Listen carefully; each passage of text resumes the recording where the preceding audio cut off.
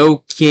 Hello friends. இந்த வீடியோல நம்ம செகண்ட் கொஸ்டின் ஃப்ரம் எக்சர்சைஸ் 1.1 தான் டேக்கிள் பண்ண போறோம். அதுக்கு முன்னாடி நான் போன வீடியோல என்ன பார்த்தோம்னு சொல்லிடுறேன். ஸோ போன வீடியோல ஆக்சுவலா நம்ம இதான் டேக்கிள் பண்ணோம். ஃபர்ஸ்ட் கொஸ்டின் ஃப்ரம் எக்சர்சைஸ் 1.1 கம்ப்ளீட்டா முடிச்சிட்டோம். ஸோ அந்த வீடியோ பார்க்கலாம், அந்த வீடியோ பார்த்துட்டு இன்னைக்கு வீடியோ வாங்க. ஸோ இன்னைக்கு வீடியோல நம்ம இந்த கொஸ்டின் தான் டேக்கிள் பண்ண போறோம். ஸோ செகண்ட் கொஸ்டின்ல ஃபர்ஸ்ட் பார்ட் என்ன கேட்டிருக்காங்கன்னு பார்த்துடலாமா? 3 and half can be written as 3 plus half. இது எல்லாமே சே ட்ரூ ஆர் ஃபால்ஸ் தான். ஒன்னு நீங்க ட்ரூன்னு சொல்லணும், இல்ல ஃபால்ஸ்னு சொல்லணும். அவ்வளவுதான். ஸோ பேசிக்கா நீங்க ட்ரூவா ஃபால்ஸா ஐடென்டிஃபை பண்ணா போதும். ஸோ 3 and half நீங்க அப்படி எழுதலாமா? கண்டிப்பா எழுதலாம். ஏன்னா 3 and half is a mixed fraction. Mixed fraction நீங்க whole number plus proper fraction எழுதலாம். Mixed fraction is the same as whole number plus proper fraction. Mixed fraction equal to whole number plus proper fraction. இப்படி பிரிச்சு எழுதலாம் நீங்க ஆக்சுவலா.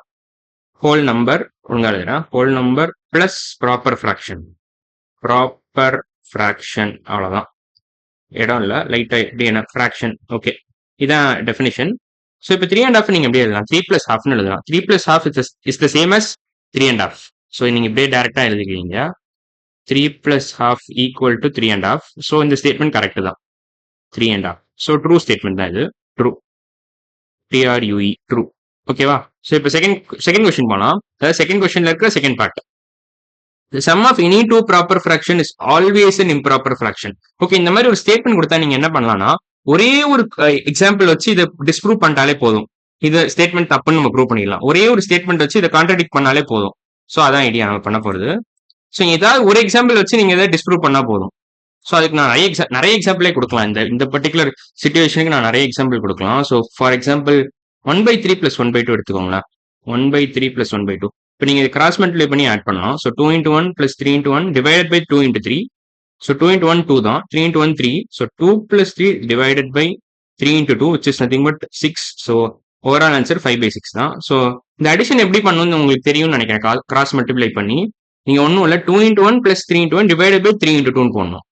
So 2 × 1 2 × 1 + 3 × 1 + 3 × 1 divided by 2 × 3 6. அவ்வளோதான். So 2 × 1 2 தான். 3 × 1 3. So உங்களுக்கு 5/6 கிடைச்சிடும். 5/6 is clearly proper fraction. Improper fraction definition என்ன? நியூமரேட்டர் டினாமினேட்டரோட பெருசா இருக்கணும். அதான் இம்ப்ராப்பர் ஃபிராக்ஷன் டெஃபினிஷன். ஆனா இதுல பாத்தீங்கன்னா நியூமரேட்டர் டினாமினேட்டரோட குட்டியா இருக்கு. So this is clearly proper fraction. So இது ஒரு ப்ராப்பர் ஃபிராக்ஷன். ஸோ இந்த ஒரு எக்ஸாம்பிளே உங்களுக்கு இந்த ஸ்டேட்மெண்ட் தப்புன்னு ப்ரூவ் பண்ணிடுது. ஸோ இன்னொரு எக்ஸாம்பிள் கூட நான் சொல்றேனே. ஸோ சப்போஸ் 1/6 + 1/7 எடுத்துக்கோங்களா. அதுவும் ரெண்டு ஃபிராக்ஷன். ஸோ அவங்க என்ன கேட்டிருக்காங்க? Sum of any two proper fractions is always an improper fraction அப்படின்னு ஒரு ஜென்ரல் ஸ்டேட்மெண்ட் கொடுத்துருக்காங்க. இதை நீங்க ஃபால்ஸ்னு ப்ரூவ் பண்ணா ஒரு எக்ஸாம்பிள் கொடுத்தாலே போதும். பட் நான் 2-3 எக்ஸாம்பிள் தரேன் உங்களுக்கு. ஸோ உங்களுக்கு அந்த ஐடியா கிளியரா புரியும். ஸோ அது தப்புன்னு, அந்த ஸ்டேட்மெண்ட் பயங்கர தப்பான ஸ்டேட்மெண்ட். 1/6 + 1/5 எடுத்துக்கலாம், கொஞ்சம் ஈஸியா இருக்கும். 5 × 1 + 6 × 1 divided by 6 × 5 which is nothing but 5 × 1 5, 6 × 1 6 divided by 5 × 6 which is 30.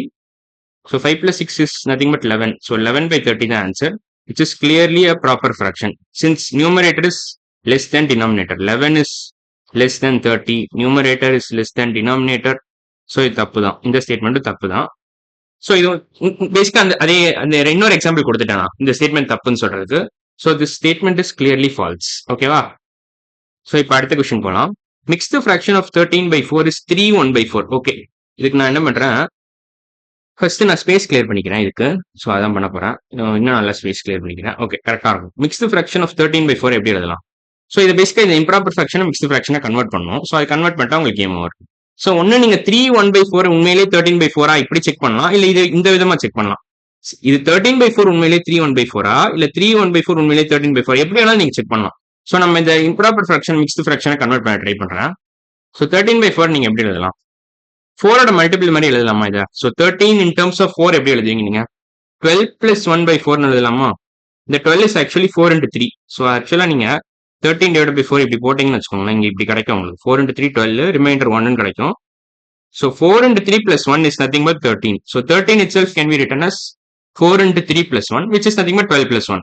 So அந்த ஐடியா புரியும்னு நினைக்கிறேன் உங்களுக்கு. 4 × 3 which is 12, 4 × 3 12 + 1 which is equal to 13. இந்த மாதிரி நீங்க எழுதலாம். எவ்ரி டைம் இந்த மாதிரி ஒரு இம்ப்ராப்பர் ஃபிராக்ஷன் கொடுத்தா நீங்க மிக்ஸ்ட் கன்வெர்ட் பண்ணா இந்த ப்ரொசீஜர் ஃபாலோ பண்ணலாம். நார்மலா டிவிஷன் பண்ணுங்க, உங்களுக்கு ரிமைண்டர் கிடைக்கும். கோஷன்ட் இன்டு இல்ல இது என்னது, divisor into quotient plus reminder, அந்த ஃபார்ம்ல எழுதினீங்கன்னா கேம் ஓவர். ஈஸியா கன்வெர்ட் பண்ணிடலாம் நீங்க. So 4 × 3 + 1 divided by 4. இப்போ நீங்க ஸ்ப்ளிட் பண்ணி எழுதிக்கலாம்.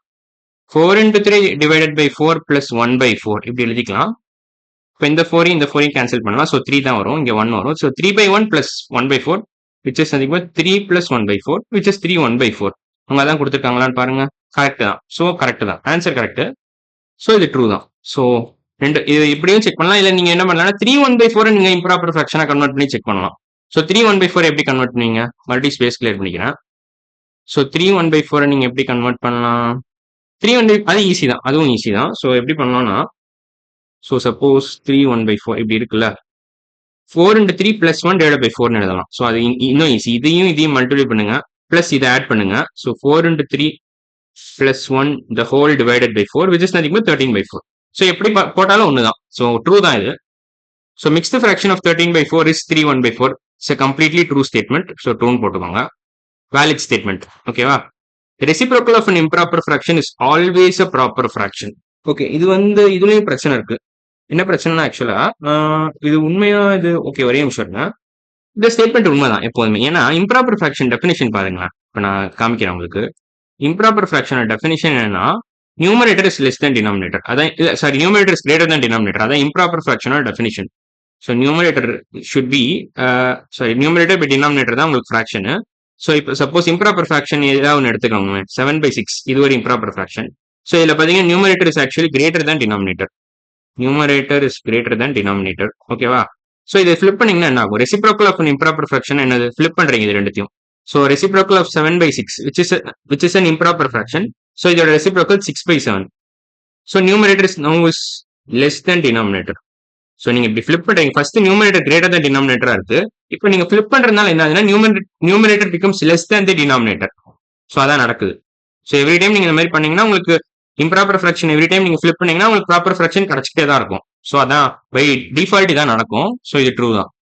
ஸோ எந்த எக்ஸாம்பிள் வேணாலும் எடுத்துக்கலாம். 7/6னாலும் சரி, 15/10னாலும் சரி, 11/10னாலும் சரி, எப்படி வேணாலும் எடுத்துக்கலாம். நீங்க வேற ஏதாவது 2-3 எக்ஸாம்பிள் நான் காமிக்கிறேன்.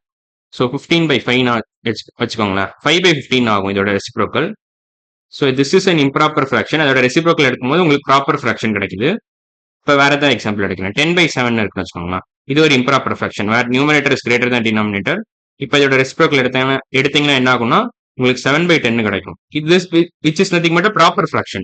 Numerator is less than denominator. இங்க பாத்தீங்கன்னா இதுல numerator is greater than denominator. Numerator is greater than denominatorனா இம்ப்ராப்பர்னு அர்த்தம். Improper fraction. Numerator less than denominatorனா ப்ராப்பர் ஃபிராக்ஷன். ஓகேவா? ஸோ இதை புரிஞ்சுக்கிட்டா போதும். ஸோ நீங்க improper fraction any time flip பண்ணாலும் ரெசிப்ரோக்கல் எடுத்தாலும் உங்களுக்கு ப்ராப்பர் ஃபிராக்ஷன் தான் கிடைக்கும். அதை புரிஞ்சுக்கிட்டா போதும். ஸோ இப்போ இதுவும் ட்ரூ தான். இந்த ஸ்டேட்மெண்ட்டும் ட்ரூ தான். இப்போ நம்ம அடுத்த கொஸ்டின் போயிடலாம். 3 1/4 × 3 1/4 = 9 1/16. இது கரெக்டான்னு கேட்குறாங்க. ஸோ அவங்க எஃபெக்டிவா என்ன பண்ணியிருக்காங்கன்னா, ஆக்சுவலா 3யும் மல்டிப்ளை பண்ணிட்டாங்க. 1/4 மல்டிப்ளை பண்ணி 9/16 9 1/16 மாதிரி கொண்டு வந்திருக்காங்க. பட் இது உண்மையானு எனக்கு ரொம்பவே டவுட்ஃபுல்லா இருக்கு. நம்ம இதை எக்ஸ்பிளைன் பண்ணலாம். 3 1/4 is nothing but 3 + 1/4 into 3 + 1/4. அதுதான் 3 1/4 into 3 1/4 ஃபுல் ஸ்பிளிட் அப்பே அதான். So 3 1/4 + 3 1 into 3 1/4. ஸோ இதான் இப்படி நீங்க ஃபுல்லா எக்ஸ்பேண்ட் பண்ணி எழுதலாம். ஸோ மறுபடியும் நான் ஸ்பேஸ் கிளியர் பண்ணிக்கிறேன். நல்லா கிளியர் பண்ணியாச்சு. ஓகேவா? இன்னும் நல்லா கிளியர் பண்ணிட்டேன். ஸோ இப்போ உங்களுக்கு ரொம்ப வசதியா இருக்கும். ஸோ இப்போ என்ன பண்ணலாம், ஒன்னு இதை நீங்க இந்த மிக்ஸ்டு ஃபிராக்ஷனை நீங்க இம்ப்ராப்பரா கன்வெர்ட் பண்ணிட்டு நீங்க பண்ணலாம். அது ஒரு idea. So 3 1/4 is nothing but 13/4. அது உங்களுக்கு இங்கேயே தெரிஞ்சிருச்சு. ஸோ நம்ம 13/4 எழுதிடலாம்.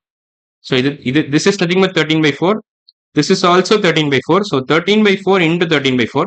13 into 13 என்ன வரும் உங்களுக்கு, 169 வரும். இது உங்களுக்கு எனக்கு ஸ்கொயர்ஸ் டேபிள்ஸ் நல்லா தெரியும், அதனால நான் டக்குன்னு போடுறேன். 4 into 4 16. So 169 divided by 16. So இப்போ நீங்க இதை ஒழுங்கா மிக்ஸ்டு ஃபிராக்ஷனா கன்வெர்ட் பண்ணலாம். ஆக்சுவலா இதை மிக்ஸ்டு ஃபிராக்ஷனா கன்வெர்ட் பண்ணா உங்களுக்கு தெரிஞ்சிடும் whether this statement is true or ஃபால்ஸ்ன்னு தெரிஞ்சிடும். ஸோ இப்போ என்ன பண்ணலாம்னா, இதை டிவைட் பண்ணலாம். ஆஸ் யூஷுவல் டிவைட் பண்ணிடலாம். ஸோ 169 divided by 16 10 வரைக்கும் போகும். 116 வரும், 9 வரும் உங்களுக்கு remainder. So 169 can be written as 16 into 10 + 9.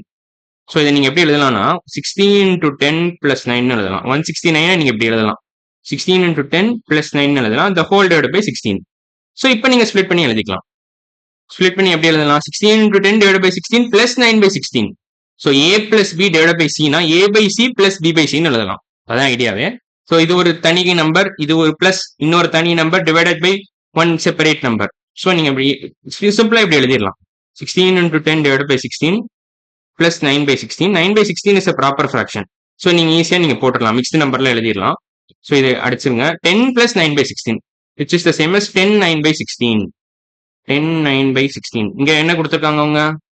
9 1 by 16 கொடுத்துருக்காங்க, which is very different from this number 10 9 by 16. Correct தானே? நான் 10 9 கரெக்ட் தான். Okay, so this is clearly a false statement, false equation. So இது ஃபால்ஸ் தான், அவ்வளோதான். ஸோ செகண்ட் கொஸ்டின் நம்ம கம்ப்ளீட்டாக முடிச்சிட்டோம் இன்னைக்கு வீடியோவில் ஃப்ரம் எக்ஸசைஸ் 1.1. அடுத்த வீடியோ நம்ம என்ன பண்ண போறோம்னா தேர்ட் கொஸ்டின் ஸ்டார்ட் பண்ணிடலாம். ஸோ இதான் ஸ்டார்ட் பண்ண போறோம். இதுல இருக்கிற 6 கொஸ்டின் நம்ம முடிஞ்சாலும் முடிக்க பார்க்கலாம் அடுத்த வீடியோல. ஸோ இன்னைக்கு வீடியோ அவ்வளவுதான், அடுத்த வீடியோல பார்க்கலாம். பாய்.